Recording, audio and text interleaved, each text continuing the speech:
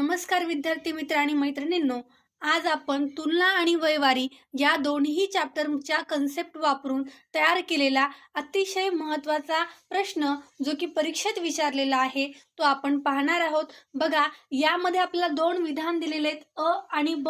हे दोन्ही विधान वापरून खालीलपैकी दिलेल्या अनुमानापैकी कोणतं अनुमान योग्य आहे, अचूक आहे हे आपल्याला शोधायचं आहे। बघा, विधान अ दिलेलं आहे, सौरभ 17 वर्षाचा असून सीमापेक्षा 3 वर्षांनी लहान आहे। सौरभचं वय आपल्याला दिलेलं आहे किती वर्ष, तर सौरभचं वय आपल्याला दिलेलं आहे 17 वर्ष। आणि सौरभ कसा आहे तर लहान आहे, कोणापेक्षा लहान आहे बरं, तर सीमापेक्षा लहान आहे। सीमापेक्षा सौरभ लहान आहे, किती वर्षांनी लहान आहे, तर 3 वर्षांनी लहान आहे। मग आता सीमाचं वय किती असेल, 17 + 3 असेल। का बरं, सौरभ 3 वर्षांनी सीमापेक्षा लहान आहे, म्हणजेच सीमा काय असणार आहे, सौरभपेक्षा 3 वर्षांनी मोठी असणार आहे।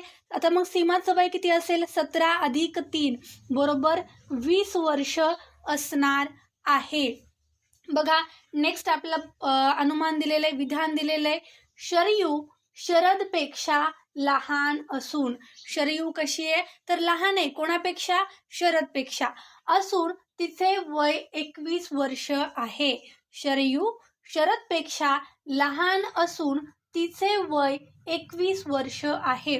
आता शरयूचं वय आपल्याला दिले, किती वर्ष दिलेलं आहे, तर हे शरयूचं जे वय आहे ते दिलेलं आहे 21 वर्ष।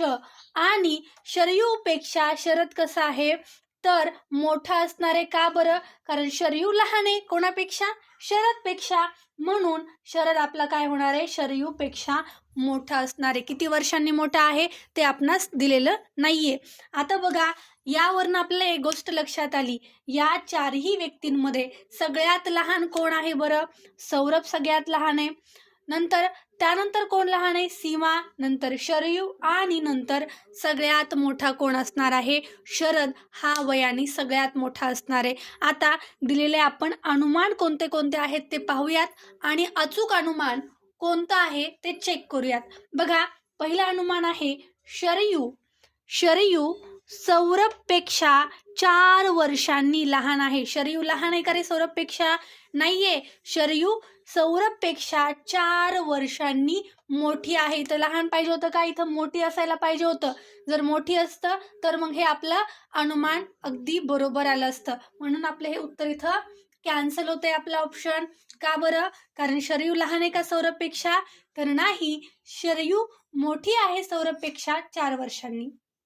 नेक्स्ट अनुमान बघूयात, शरद सीमापेक्षा लहान आहे।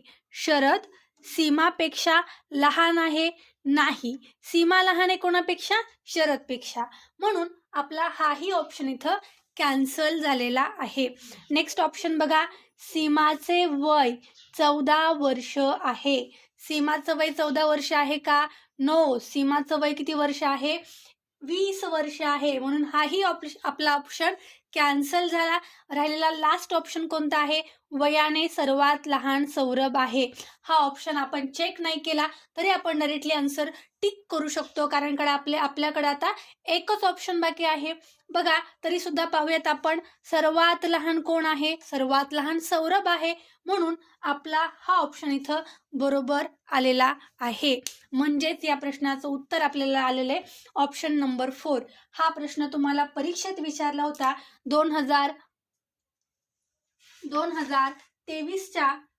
फेब्रुवारी 2024च्या प्रश्नपत्रिकेमध्ये विचारला गेलेला हा अतिशय छान प्रश्न आपण आज पाहिलेला आहे। भेटूयात नेक्स्ट व्हिडिओमध्ये, तोपर्यंत सर्वांना tata, bye bye, take care.